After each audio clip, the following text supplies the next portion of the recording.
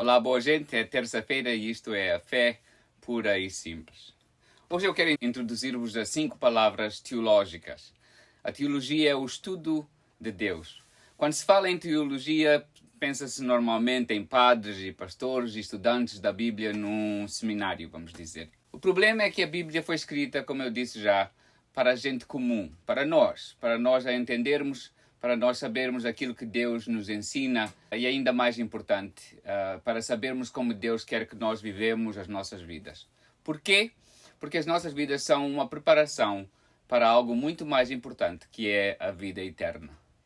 O problema é que a maior parte de nós vivemos como se esta vida é tudo o que existe. Mas a Bíblia ensina-nos que esta vida, comparada com a eternidade, é bem breve.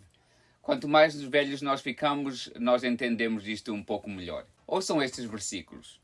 Tiago 4, versículo 14 diz: Vocês não sabem como será a sua vida amanhã, pois vocês são como uma neblina passageira, que aparece por algum tempo e logo depois desaparece. Salmo 144, versículo 4 diz: O ser humano é como um sopro, a sua vida é como uma sombra que passa.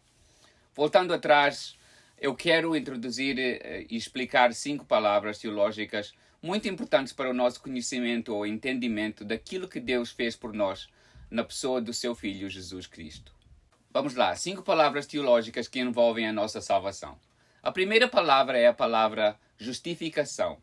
Romanos 5:1 diz: Sendo, pois, justificados pela fé, temos paz com Deus por nosso Senhor Jesus Cristo.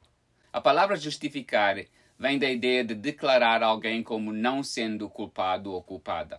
Vamos imaginar que nós somos culpados de vários crimes. Estamos com muitas multas por causa de excesso de velocidade por pagar. Se calhar roubamos alguma coisa, se calhar mentimos um pouco aqui ou ali. Devemos dinheiro e não o pagamos. Somos chamados ao tribunal e sabemos que estamos culpados. Mas quando o juiz declara a nossa sentença, aquilo que vamos ter que pagar, o nosso verso explica: para quem tem Jesus como Salvador, eles estão justificados pela fé, estando em paz com Deus por nosso Senhor Jesus Cristo. E então Deus é o nosso juiz e o nosso juiz declara dessa forma que nós não somos culpados. Embora nós sabemos cá dentro que a verdade é que nós somos culpados. Meu amigo, isto é exatamente aquilo que Deus fez na nossa salvação. Ele olhou para toda a nossa culpa, todo o nosso pecado, todas as coisas negativas que nós fizemos, até aquelas coisas que vivemos com segredo ou com segredos que nunca contamos a ninguém. Mas em vez de nos declarar culpados, embora fosse o que merecíamos, Deus diz: hoje eu faço a declaração que o Edmundo não é culpado.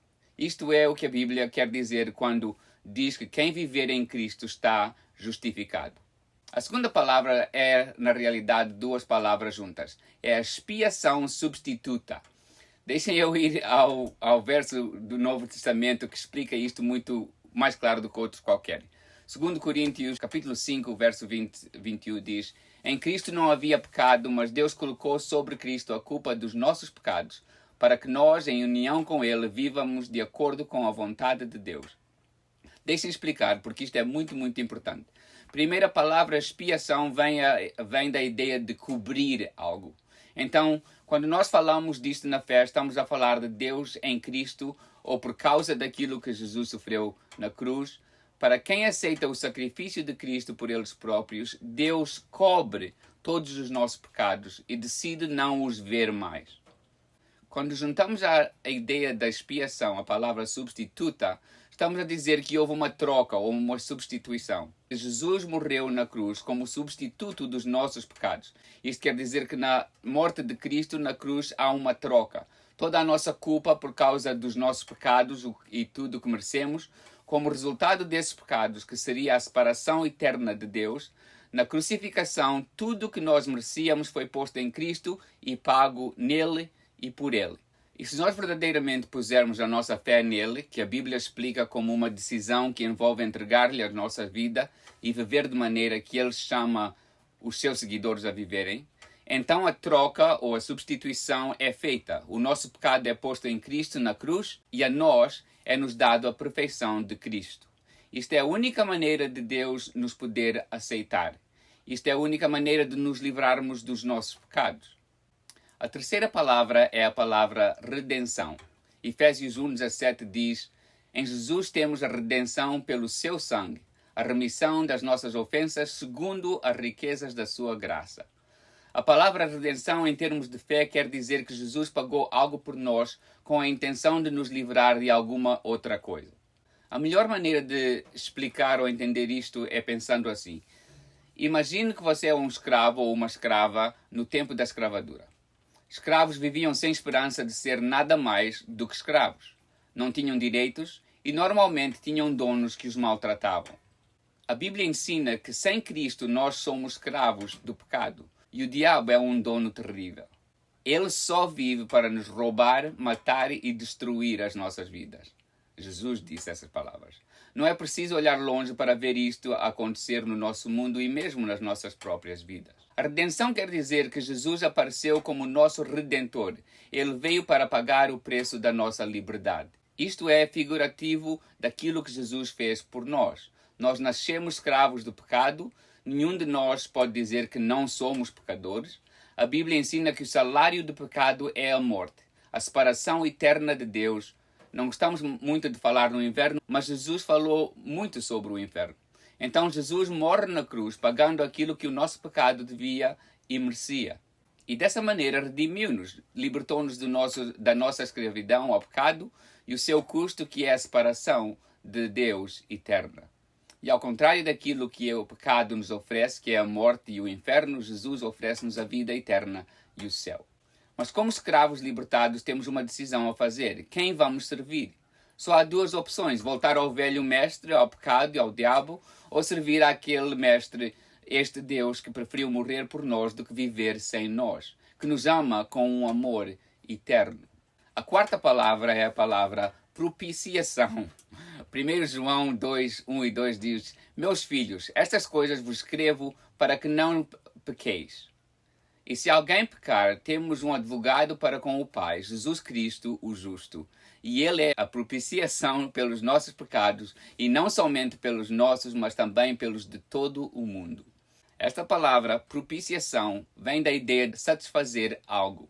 A ideia aqui é que o sangue de Jesus, na cruz, satisfez a um Deus santo.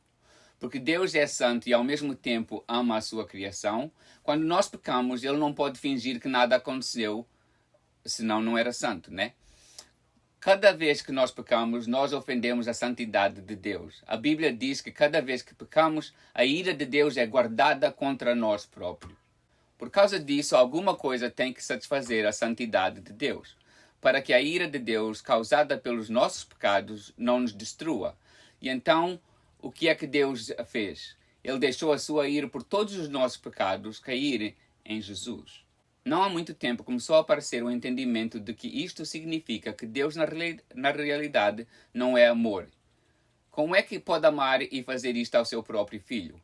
Uma coisa que não podemos esquecer é que, numa maneira que nós não entendemos perfeitamente, Jesus é Deus, e aquilo que ele sofreu na cruz, sofreu pela sua própria vontade. E a Bíblia explica que isso aconteceu porque Deus tanto nos ama. E então o sacrifício de Cristo satisfez a ira de Deus contra nós. E por isso Deus pode operar conosco de um lugar de perdão e amor, porque a sua ira foi satisfeita em Jesus Cristo. E por isso Cristo é a nossa propiciação. A quinta e última palavra é a palavra regeneração.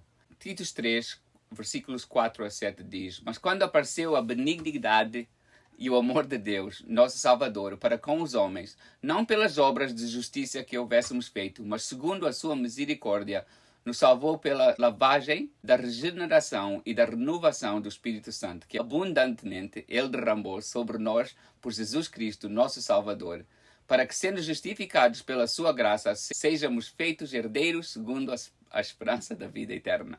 A regeneração refere-se ao ato de Deus fazer em nós uma nova criação, dando-nos um novo nascimento, dando-nos uma nova vida, um novo coração e um novo espírito. A Bíblia explica assim em 2 Coríntios 5,17. Assim que se alguém está em Cristo, nova criatura é, as coisas velhas já passaram, eis que tudo se fez novo. Deixem acabar hoje por explicar isto. Tudo isto é o trabalho de Deus, tudo isto é o que Deus fez sem nós pedirmos, sem fazer nada para o merecer. Pelo contrário, a Bíblia explica que nós não podemos fazer nada para merecer a salvação de Deus. É a graça de Deus oferecida a todos nós, escravos comprados por um preço inimaginável. A única coisa que sobra é esta: como é que nós respondemos a um amor tão extravagante? A um Deus que deixou o céu para vir pagar o preço do pecado da sua criação. O preço que cada um de nós merecíamos sofrer nós próprios, mas que ele pagou por tanto nos amar. Jesus disse que qualquer pessoa que quisesse segui-lo podia. Deixa eu fechar com as palavras do apóstolo Paulo sobre isto em Romanos 10. Esta é a palavra que pregamos a saber: se com a tua boca confessares ao Senhor Jesus e em teu coração creres que Deus o ressuscitou dos mortos, serás salvo. Visto que com o coração se crê para a justiça e com a boca se faz confissão para a salvação. Ser salvo, então, é aceitar aquilo que Jesus fez na cruz pelo nosso perdão, entregar-lhe as nossas vidas e viver dia a dia pela sua vontade e com a sua força que Deus nos oferece pelo seu Espírito. Por hoje é tudo. Eu sou Edmundo e isto é a fé pura e simples. Até mais logo.